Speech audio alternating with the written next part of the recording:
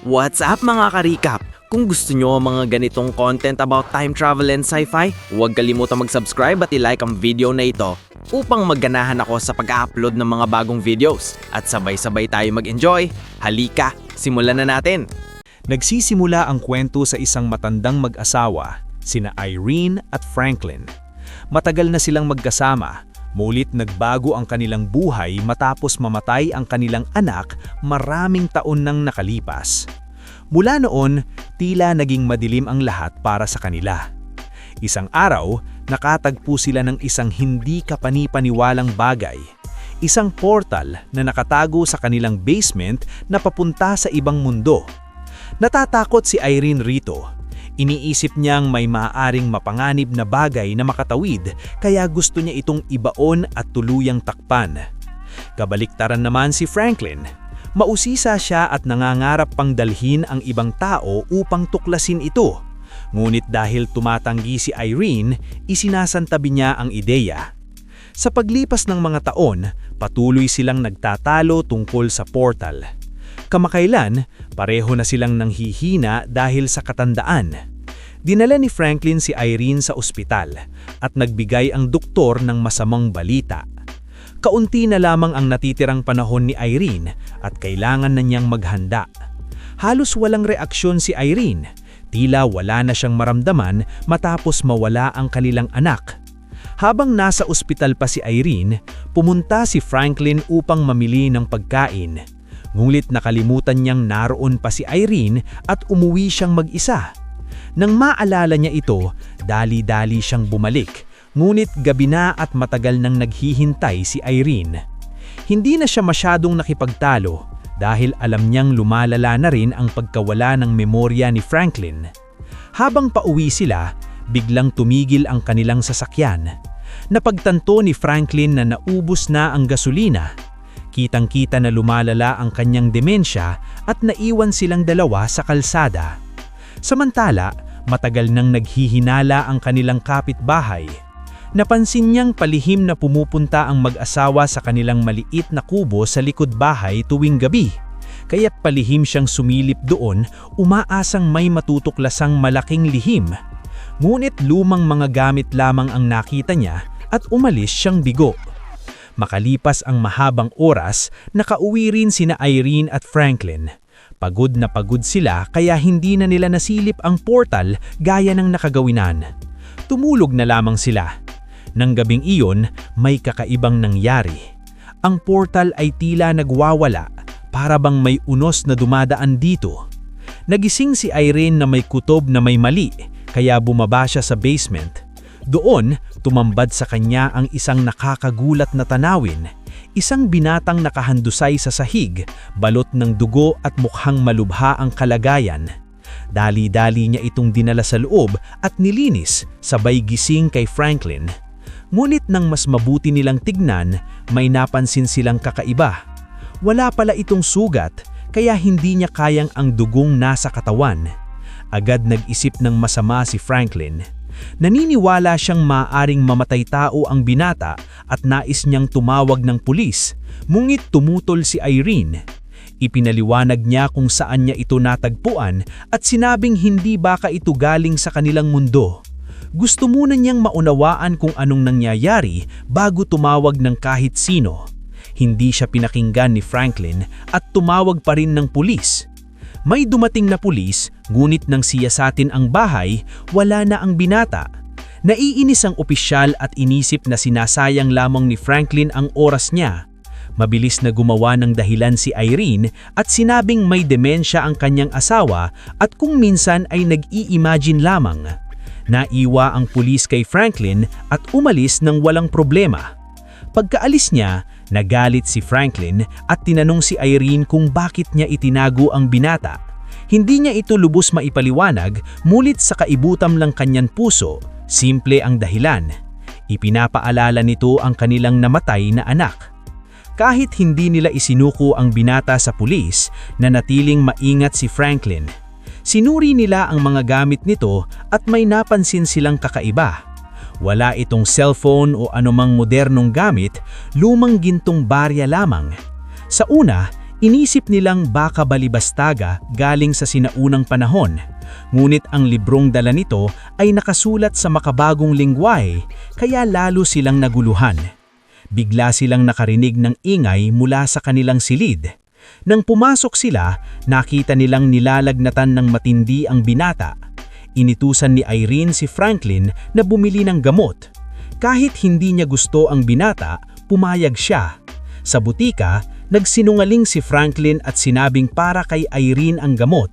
Doon, hindi sinasadya nang malaman niya ang iba pang detalye tungkol sa resulta ng pagsasanay kay Irene at napagtanto niyang wala na talagang gaanong panahon. Nadururog ang kanyang puso. Sa bahay naman, nag-aalala si Irene dahil matagal bago bumalik si Franklin. Natatakot na lumala ang lagnat kaya gumawa siya ng salabat, lumang gamot na itinuro sa kanya ng kanyang mga magulang. Umepekto ito at nagising ang binata. Sinabi nitong ang pangalan niya ay Jude pero wala raw siyang maalala. Hindi niya pinilit si Jude na magpaliwanag. Nang marinig ni Franklin ang pangalang Jude, lalo siyang naghanala. Sa totoo lang, hindi naman talaga nawalan ng alaala si Jude. Itinatago lamang niya ang katotohanan dahil mahalaga ang kanyang kakagilanlan at ayaw niyang madamay ang mag-asawa sa panganib. Nang gabing iyon, habang natutulog ang dalawa, pumunta si Jude sa banyo dala ng maliit na kutsilyo. Inalis niya mula sa kanyang katawan ang isang maliit na asul na crystal capsule. Dinurog ito at hinugasan sa lababo. Kinabukasan, dinala ni Franklin ang mga gintong barya ni Jude sa isang antique shop.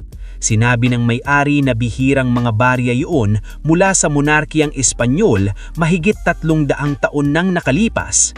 Gulat na gulat si Franklin at hiniling na alamin kung sino ang posibleng nagmay-ari ng mga ito. Samantala, sa bahay, napansin ni Irene na kumukurap ang mga ilaw sa silid ni Jude. Nakita siyang kakaibang bilog na bagay. Nang pulutin niya ito, biglang naglaho ang mesa sa harap niya. Sa takot, mabilis niyang itong ibinalik sa lugar. Napagtanto niyang modernong teknolohiya iyon, maaring dala ni Jude, ngunit pinili niyang hindi siya tanungin. Ngunit si Franklin ay nakakita ng dugo sa isang kutsilyong panghiwa ng prutas sa kusina at agad na pinaghinalaan si Jude. Pupunta siya kay Irene upang hikayatin na tumawag na ng pulis. Ngunit nang makita niyang magkasama sina Irene at Jude, mahina ang tawanan na parang mag-ina, natigilan siya. Naalala niya ang kanilang anak. Sa unang pagkakataon, nagsimulang magtanong si Franklin sa sarili kung mapanganib nga ba talaga ang binata.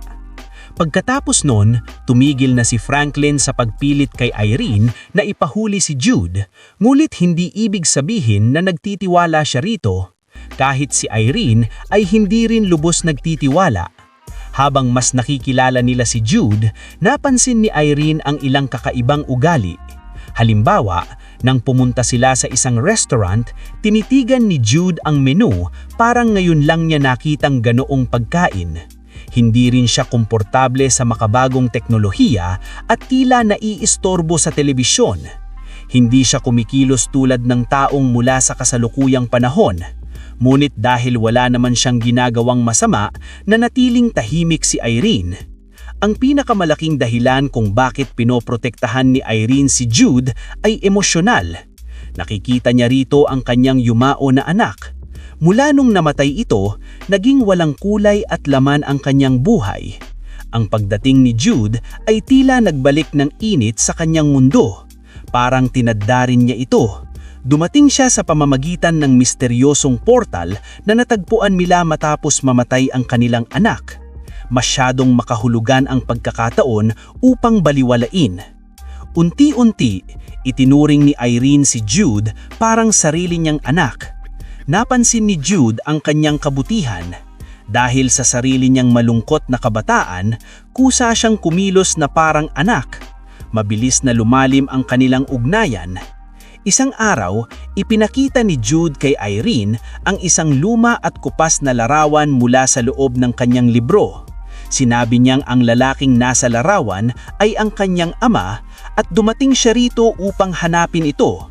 Lalong naantik ni Irene sa kanyang kwento. Ngunit hindi kumbinsido si Franklin. Naniniwala siyang may itinatago si Jude. Isang araw, nang wala si Irene, pinasakay ni Franklin si Jude sa kanyang sasakyan. Sinabing umalis siya ng bayan at huwag nang bumalik. Inalok pa niya itong malaking halaga ng pera para sa pamasahe. Nasaktan si Jude at tahimik na naglakad palayo patungo sa istasyon ng bus. Ngunit ang madaling pag-alis ni Jude ay lalo lamang nagpalala ng pag-aalinlangan ni Franklin. Sinundan siya ni Franklin at pinigilan bago pa siya tuluyang makaalis. Ngayon, pakiramdam ni Franklin ay naiipit siya. Kung mananatili si Jude, nababalisa siya. Kung aalis naman si Jude, ganun din ang kanyang pag-aalala. Kaya nagpasya siyang bantayan na lamang ito ng mabuti kaysa gumawa ng padalus-dalus na desisyon. Ngunit sa sandaling iyon, may panibagong problema na namang dumating. Nakatanggap si Franklin ng mensahe mula sa kanyang apo. Sinabi nitong bibisita siya. Napansin kasi nito ang malaking halagang winidraw niya at inisip na baka siya ay naluloko. Kaya nais niyang tiyakin na maayos ang lahat. Mabilis na nag-imbento ng kwento ang matandang mag-asawa. Sinabi nilang ang pera ay para kunin si Jude bilang tagapag-alaga. Naipaliwanag nito ang malaking halaga at ang presensya ni Jude. Tila na kontento ang kanilang apo dahil malinaw namang kailangan nila ng tulong. Nang makita niyang maayos ang lahat, hindi na siya nagtagal. Kung hindi dumating si Jude, malamang bumalik na lamang sina Irene at Franklin sa tahimik at malungkot nilang buhay. Ngunit hindi nila alam na mas malalaking pangyayari ang nagaganap sa paligid nila. Ang kapitbahay na minsang nagsiyasat sa kubo ay hindi pa rin sumusuko. Muli siyang palihim na bumalik at mas maingat na naghanap sa pagkakataong ito. Sa wakas, natuklasan niya ang nakatagong pasukan patungo sa basement.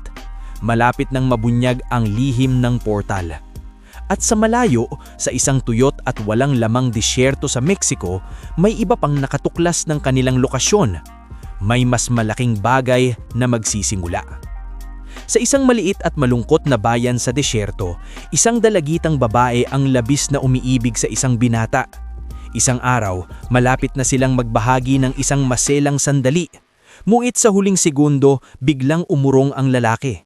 Nang makita ang pagkalito sa kanyang mukha, malupit nitong inamin ng katotohanan. Nagpustahan pala sila ng kanyang mga kaibigan na mapapaibig niya ang dalagita. Ngayong nanalo na siya, ipinakita niya ang kanyang tunay at walang pusong ugali. Sa sandaling iyon, biglang pumasok ang ina ng dalagita na si Stella at pinalayas ang binata.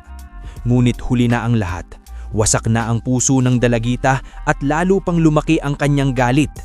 Hindi lamang sa lalaki, kundi pati sa kanyang ina. Matagal na niyang sinisisi si Stella dahil pinilit silang manirahan sa gitna ng tigang na desyerto.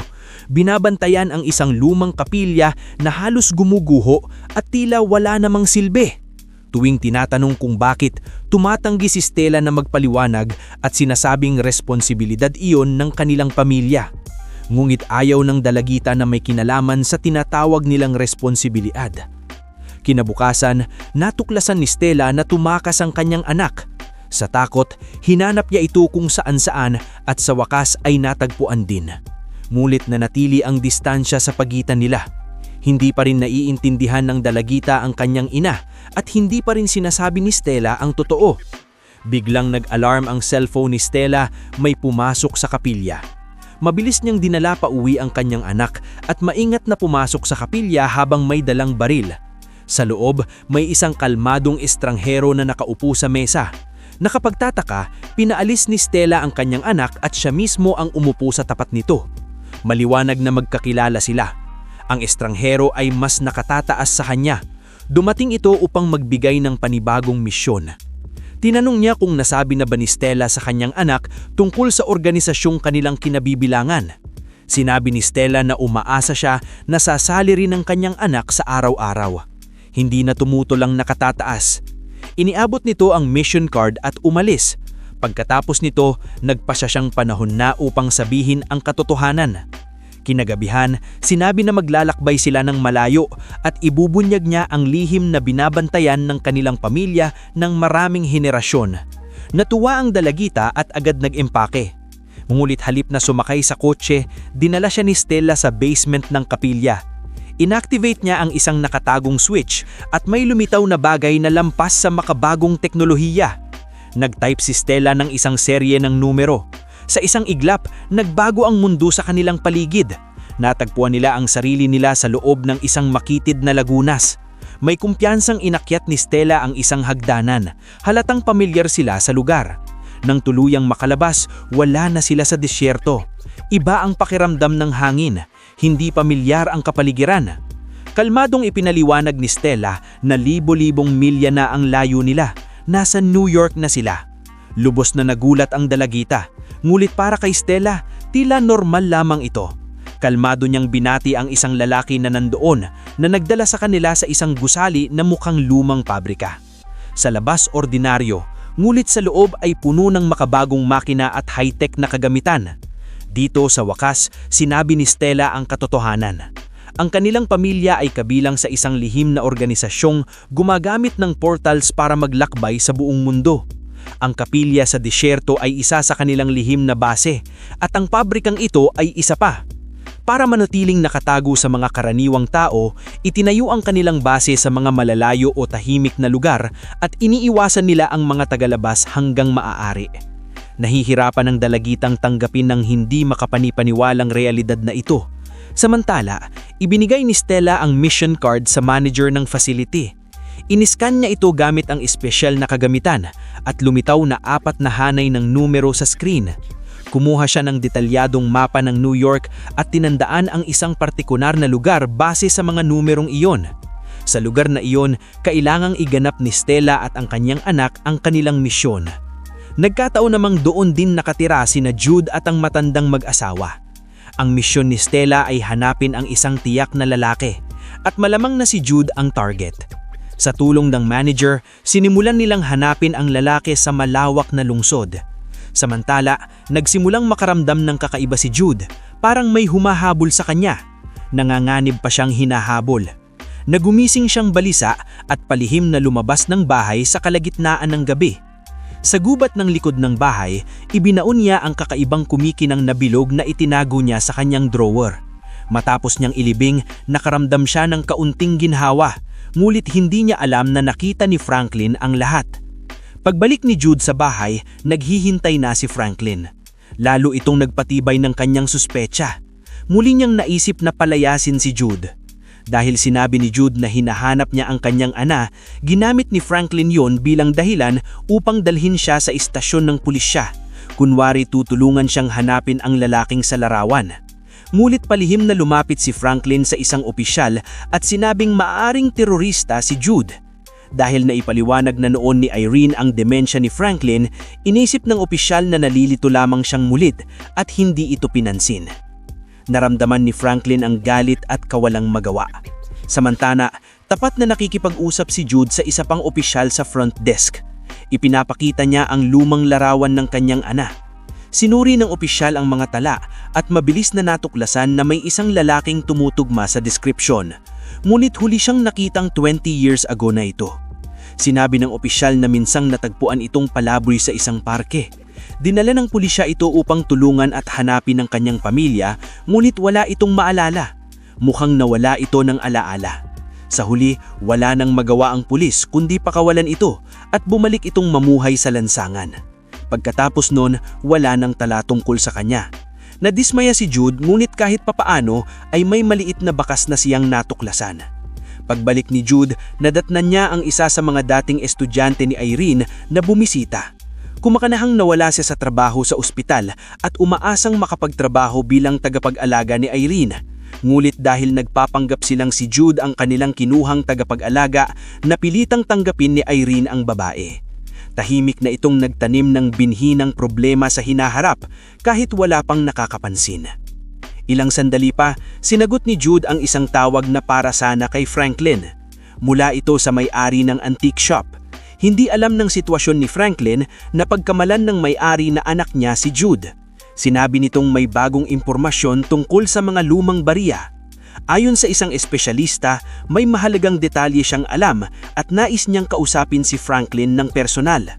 pagkarinig nito, lihim na inayos ni Jude ang pakikipagkita nang hindi sinasabi kay Franklin. Mahalagang para sa kanya ang mga bariya dahil maaaring may koneksyon ito sa kanyang ana. Ngulit kalinoon, natuklasan ni Jude na nawawala ang kanyang mga gamit. Pagkatapos mag-isip sandali, napaghinalaan ni Jude na maaaring ang babaeng bumisita kanina ang kumuha ng kanyang mga gamit. Napakahalaga ng mga nawawalang bagay, kaya nagpanik siya. Hinanap niya ang business card na iniwan ng babae at nagpa siyang puntahan ng address nito upang mabawi ang kanyang mga gamit. Ngulit may isang problema, hindi kabisado ni Jude ang lungsod. Naligaw siya sa mga kalye.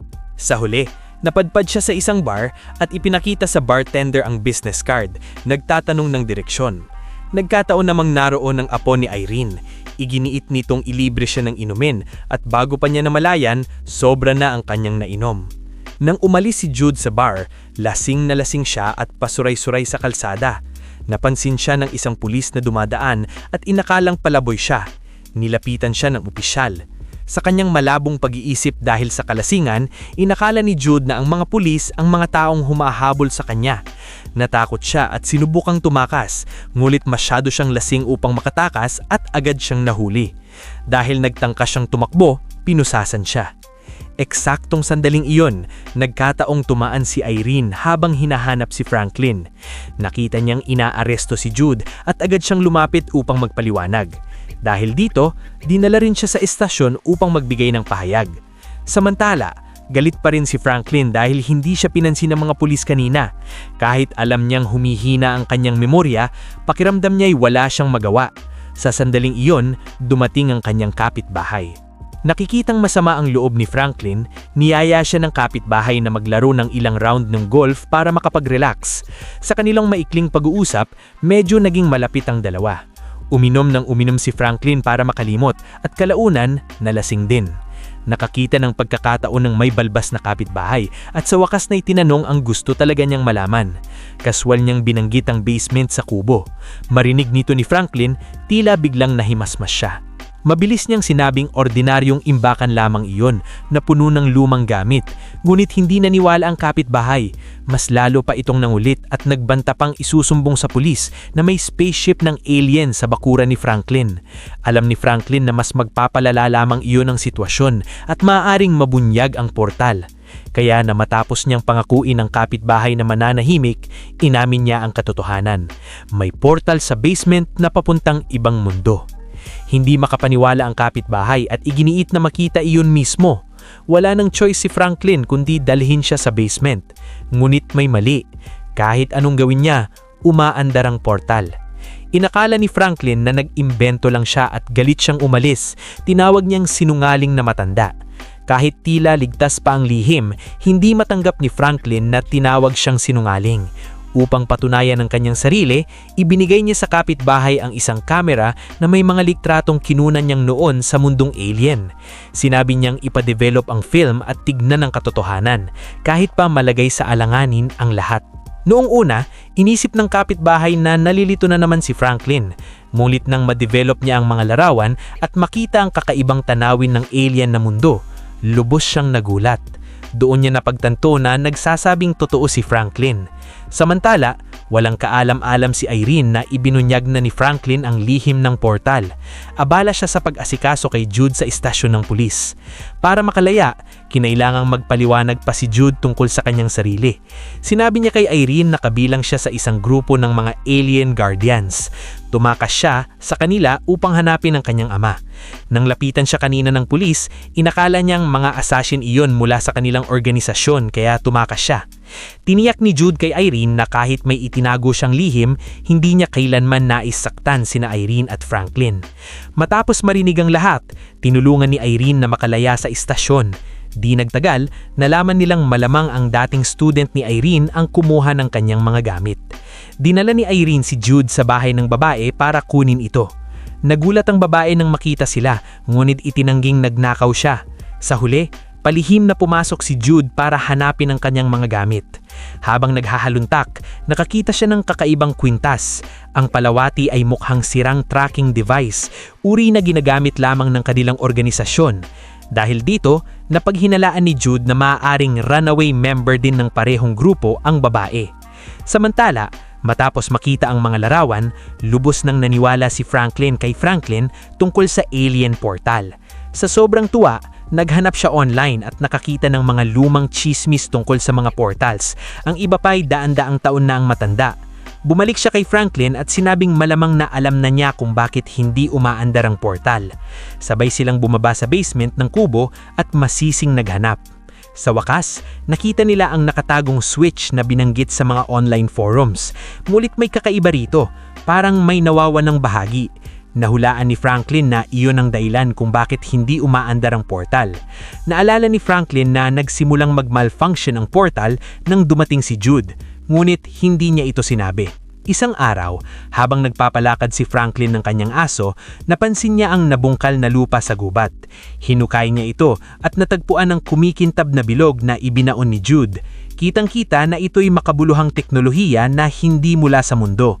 Dinala nila ito sa basement at isinaksak sa switch. Perpekto ang pagkakasaksak, ngunit walang nangyari. Inimuha ni Franklin ng gumamit ng generator para lagyan ito ng kuryente. Sabay silang hinila pababa ang isang diesel generator at ikinabit ito. Matapos ng ilang pagsusubok, biglang nag-activate ang aparat. Malakas na shockwave ang sumabog labas palabas na nakapatay ng mga maliliit na aso sa paligid. Ang malakas na energy signal ay agad na nakaalerto kay Stella at kanyang anak na sumusubaybay sa lugar. Kalmadong sinabi ni Stella na natagpuan na nila ang kanilang target. Samantala, tuwang-tuwa sina Franklin at ang kapitbahay nang makitang muli ang portal. Walang kaalam-alam na ibinunyag na nila ang kanilang lokasyon. Hindi narinig ni Jude ang pagsabog dahil nasa labas ang bayan siya. Matapos umalis sa istasyon ng pulis, sinundan niya ang impormasyon na minsang nakita ang kanyang ama sa Mississippi. Dahil mahina na si Irene sa pagbiyahe, ipinadala niya ang kanyang apo kasama si Jude. Sa Mississippi, nakilala nila isang matandang lalaki na nagkumpirmang naraon ang kanyang ama na ang maraming taon na ang nakaraan. Ang ama ng matandang lalaki daw ang tumulong kay Jude habang tinutugis. Inalis ng ama ni Jude ang kanyang tracker at ibinigay sa ama ng matandang lalaki para itapon. Sa paglipas ng panahon, si Ano napunta ang tracker na iyon sa dating student ni Irene. Hindi alam ng matanda kung nasaan na yan ang kanyang ama, ngulit naaalala niya kung saan patungo noon. Sinundan ni Jude at ng apo ang direksyon at nakarating sa isang maliit na motel. Nakilala ng may-ari ang litrato ng lalaki at kinumpirmang minsang tumuloy siya roon, ngunit hindi niya alam kung saan siya nagpunta pagkatapos. Wala nang bagong leads. Nagpa siya sina Jude at ang apo na magpalipas ng gabi sa motel at planuhin ang susunod na hakbang. Hindi nila alam na may lihimang kaikitaan ng may-ari ng motel. Mula nang nag-check-in sila, palihim niyang silang sinusubaybayan. Kinabukasan, nang umalis sila, nagpadala pa siya ng sasakyan para sundan sila. Sa katotohanan, kabilang siya sa isang rival organization na matagal nang nagtatangkang hulihin si Jude. Ang tip mula sa may-ari ng antique shop ay siya mismong nagtakalat. Upang maengganyo si Jude, hindi niya akalaing ganoon kadali itong mabibitagin. Gayunman, hindi nasayang ang paglalakbay ni Jude. Sa silid ng motel kung saan minsang tumuloy ang kanyang ama, nakakita siya ng lumang libro na may misteryong sulat sa loob. Maaring naglalaman ito ng mga panibagong pahiwatig. Habang wala si Jude, pinag-aralan ni Jude ang sulat mula sa libro ng kanyang ama at napagtanto niya na naglalaman ito ng mga coordinates para sa isa pang teleportation point. Habang wala si Jude, gumawa ng mapanganib na desisyon sina Franklin at ang kapitbahay. Plano nilang pumasok sa portal at tuklasin ang alien na mundo. Dati, laging pinipigilan ni Irene si Franklin, ngunit ngayon may kasama na siyang kasing curious niya rin. Inilabas niya ang homemade protective suit na ginawa pa niya noong mga taon na ang nakalipas. Walang pag-aatubiling sinuot ito ng kapitbahay, ngunit nang si Franklin na ang susunod, umurong siya.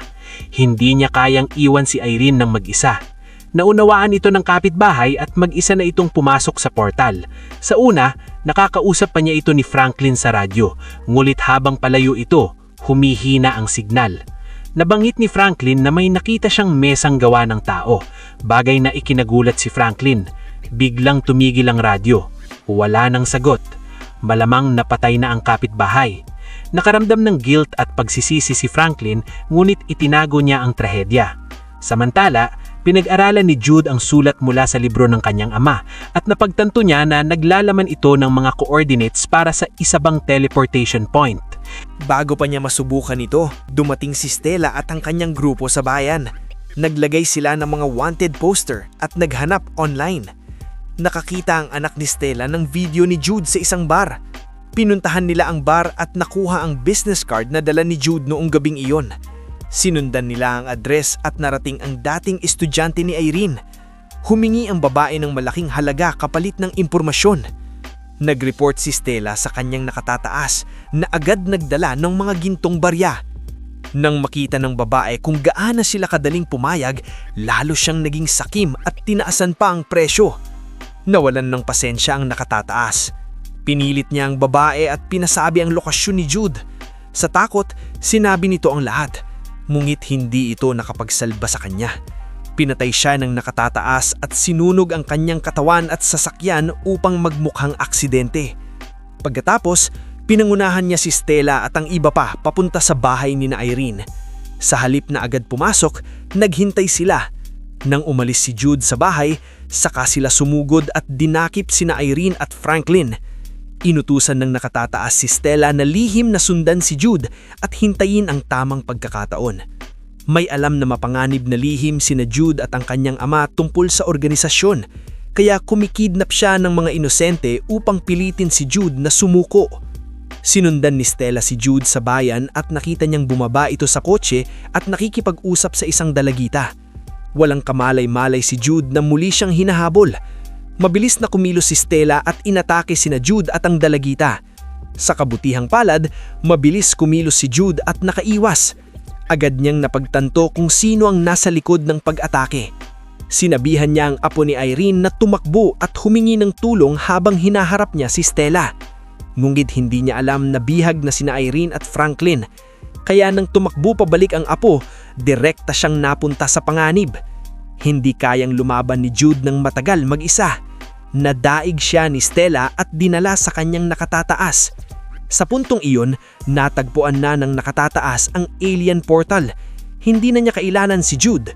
Inutusan niya ang anak ni Stella na patayin si Jude bilang pagsubok ng katapatan. Nag-atubili si Stella. Pagkatapos, tumanggi siya at sinabing siya na lamang ang papatay kay Jude kaysa hayaan ang kanyang anak na gawin iyon. Pumayag ang nakatataas. Ngunit sa sanduling itinaas ni Stella ang baril, biglang sumugod si Franklin at inatake ang nakatataas. Naging magulo ang lahat. Sinamantala ni Jude ang pagkakataon at lumaban. Sumigaw ang nakatataas na patayin sila.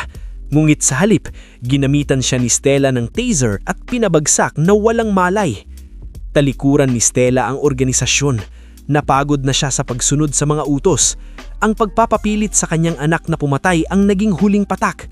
Sa pagkawalang malay ng nakatataas, pansamantalang ligtas sina Jude at ang iba pa. Sinabi ni Stella na siya na ang bahala sa sitwasyon at umalis silang sakay sa sasakyan. Ngunit hindi sila nagtagal sa kalsada. Hinarang sila ng mga armadong tao na pinamumunuan ng may-ari ng motel. Walang pag-aalitlangan, dinakip niya si Stella at ang iba pa. Nang makita niya ang walang malay na nakatataas sa loob ng kotse, iniutos niyang dalhin ito pabalik sa kanyang base. Walang alam sina Jude at ang kanyang grupo tungkol dito. Sa pagkawala ng agarang panganib, muling nagtuon si Jude sa paghahanap ng kanyang ama. Bumalik siya sa switch ng portal, inilabas ang isang maliit na remote device at inilagay ang mga coordinates na na-decode niya kanina. Hawak ang kamay ng kanyang apo, inactivate niya ang portal at naglaho silang dalawa. Habang pinapanood niya ang pag-alis ng kanyang apo, nakaramdam ng matinding lungkot si Franklin. Alam niyang wala na siyang gaanong panahon. Kaya nagpasya niyang tuparin ang kanyang pangarap na matagal na. Sinabi niya kay Irene tungkol sa nabigong eksplorasyon at pagkawala ng kapitbahay. Pagkatapos, sa kabila ng pagtutulong ni Irene, sinuot niya ang kanyang sariling ginawang spacesuit at pumasok sa alien na mundo. Pagkalakad niya ng ilang hakbang, nakita niyang mesa na magalang-galaw. Ang parehong mesa na minsang naglaho mula sa kanilang bahay. Yun marahil ang bagay na nabanggit ng kapitbahay. Sa mas malayong bahagi, nakita niyang may bangkay sa lupa. Hindi iyon ang kapitbahay. Inakala niyang maaring isa iyon sa mga humahabol kay Jude. Pagkatapos, napansin niyang halos ubos na ang kanyang oxygen. Wala na siyang sapat upang makabalik. Habang nanghihina siya, nakita niyang si Irene na nakatayo sa kanyang harapan.